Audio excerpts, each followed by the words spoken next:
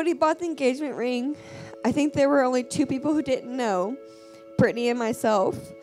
My family wouldn't understand this because apparently I can't keep a secret. Even though I didn't know about the ring, I was the first person Britt called to tell about the proposal, which meant so much to me. She then asked me to be her maid of honor, which meant even more. Then I realized I was going to give the speech, and not just any speech, a speech that would live up to Brittney's standards. And I thought, oh shit. I could tell you about our childhood memories, but what I cherish the most is the past couple years with you. You become not only my sister, but my best friend. Over the years, we've become so close, and maybe that is because I cannot cut up your jeans to make myself some shorts or write profanity on your closet wall anymore. You are one of the few who have always been there to listen and always give advice that a sister can only give. You're my go-to gossip girl, XOXO. And I'm so grateful to be your sister. Cody.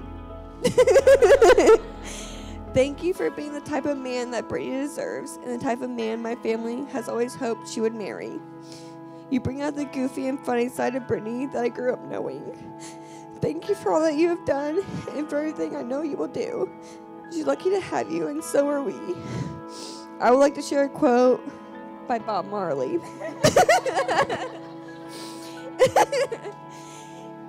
He's not perfect, you aren't either, and the 2 of you will never be perfect. But if he can make you laugh at least once, causes you to think twice, and if he admits to being human and making mistakes, hold on to him and give him the most you can. He isn't going to quote poetry. He's not thinking about you every moment, but he will give you a part of him that he knows you could break. Don't hurt him, don't change him, and don't expect for more than he can give. Don't analyze. Smile when he makes you happy, yell when he makes you mad, and miss him when he's not there. Love hard. Love hard when there is no love to be had, because perfect guys don't exist, but there's always one guy that's perfect for you. Here's to Brittney and Cody for a lifetime of happiness. Let's drink.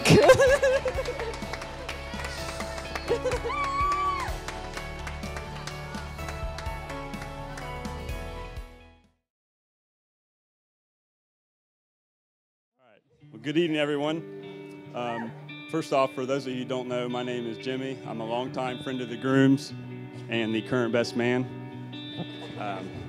And I have to pee too, so just bear with me here. And first off, I'd like to thank everybody for coming out tonight to celebrate Cody and Brittney's big day.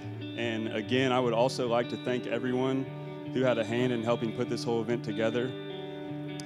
I'm currently in the wedding planning process myself. I know how much can go into it behind the scenes, and this whole weekend, I've seen so much help given to these two, and I despite the rain, this wedding has turned out really great, and I know they appreciate it.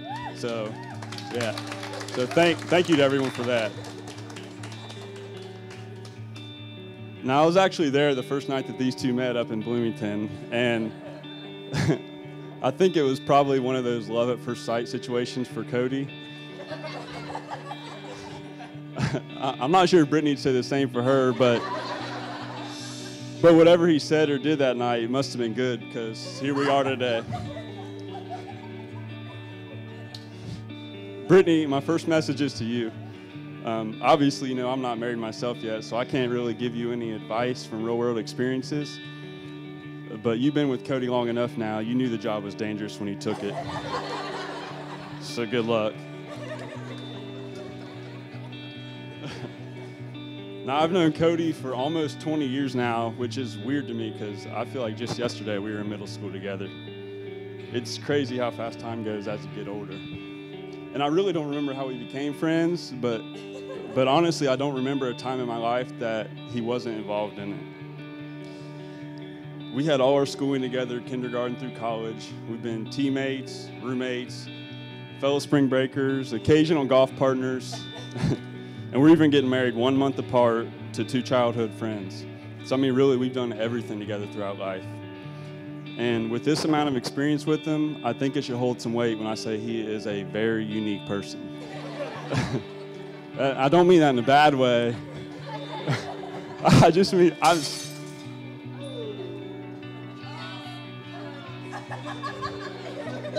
shoot. Some of the things he says and does, you just cannot explain. But he's one of those types of people that everyone likes to have around, and I think that's part of the reason why, is he just keeps things interesting and exciting all the time. Now, I know traditionally in this speech I would tell a funny or embarrassing story about the groom, but I think I'm going to pass on that for a few reasons. One is that most of the stuff I could come up with is probably in some way inappropriate for this setting. And the other is, in about a month, he's going to be up here as my best man giving the speech, and I know we have some stuff on each other that we'd rather not be shared. So Cody, I'm not going to talk about that night that you fell and face planted on a Taco Bell floor at 2 a.m. in college. And then it later being proven to us the next night when we were back there again and they gave us the video surveillance footage of it. I'm not even going to go into details, so don't worry. When I was in college, my very first class freshman year was a public speaking class, and obviously it really didn't pay off. But about halfway through the semester, we had an exercise where you were called to the front of the class and you had to pick up a slip of paper, and it was a random topic that you had to turn around and give an impromptu speech about. So I'm sitting in the back already pretty nervous, and I get called, walk to the front and grab my slip of paper, and it reads, "Explain the traits of a best friend to you." And immediately I'm relieved, because for once I feel like I can genuinely stand up there and talk about something without sounding like an idiot. And the way I did that was just by explaining how Cody is as a friend to me. Because believe it or not, he does have some really good friend qualities. You know, you don't think about your friendships in depth that much, or at least I don't. But when you have to sit down and write one of these speeches, you start to realize how fortunate you are to have them.